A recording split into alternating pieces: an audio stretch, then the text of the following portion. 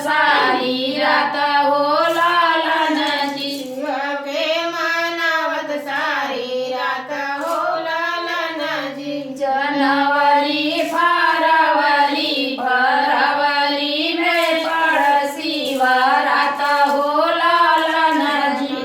फरवरी में पड़ शिवरात हो लालनजी। भूखल रहली ना बेटी हो सीता देई, बेटी हो सीता देई। हथवा डालैया मुख पाना हो लालनजी। हथवा डालैया मुख पाना हो लालनजी। हथवा डालैया मुख पाना हो लालनजी। हथवा डालैया मुख पाना हो लालनजी। घर में से निसरली बेटी का चाची हो, बेटी का चाची हो। बेटी से कर दुई बात हो लालनजी। बेटी से कर दुई बात हो लालनजी। बेटी से